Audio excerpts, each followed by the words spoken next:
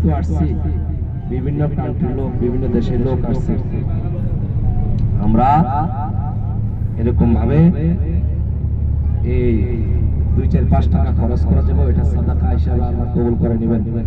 এরকম না যে আরো 5 টাকা থাকলে লেখা দিতে পারলে আবার আরেক বছর আইসা 500 টাকা খরচ করতে পারবেন না, আল্লাহ পাক এরপরে ব্যবস্থা করে দেবে ইনশাআল্লাহ।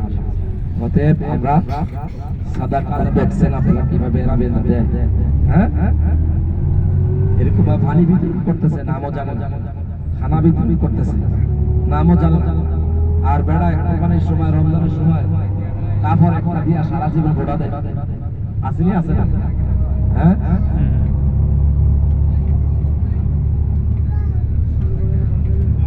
তো ভাই আমরা দেখেন চতুর্দিকে খেজুরের বাগান আর বাগান, আপনারা খেজুর খান, আমরা খেজুর খাই, এগুলো কোথা থেকে আসে? এইগুলা থেকে যায়। আল্লাহু আকবার।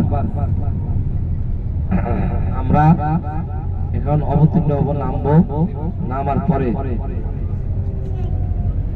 আমাদেরকে খেজুর বাগান নিয়ে যাবে আমাদের মহল্লা মালিক যদি হুকুম দেয় তাহলে 2-1টা খেজুর খাইবেন, আর হুকুম না দেওয়ার হাঁটি খানা শুরু করে দেবেন।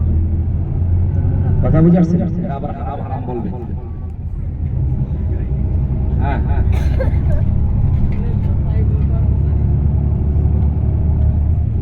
তো এই জন্য আমরা এদিকে খেয়াল রাখি।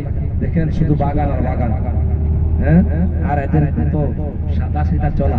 দেখেন এদের বিল্ডিং গুলো, এরা অনেক ধনী মানুষ, বিল্ডিং গুলো দেখেন কিভাবে দিন যাপন করতেছে। আর আমাদের 5 তলা গুণ না, 5 তলা না করলে 2 মাসে কথা ঠিক না ঠিক? এদের দেখেন এই বাড়ি, এই বাড়ির মালিক যে কত বড় লোক, কত বড় ধনী। আল্লাহু আকবার। এই শুধু খেজুরের বাগানের উপর নির্ভর করে জীবন যাপন করতেছে, আল্লাহর উপর তাওয়াক্কুল করে। হ্যাঁ আল্লাহু আকবার। অনেক বিশাল বড় খেজুরের বাগান, অনেক বিশাল বড়।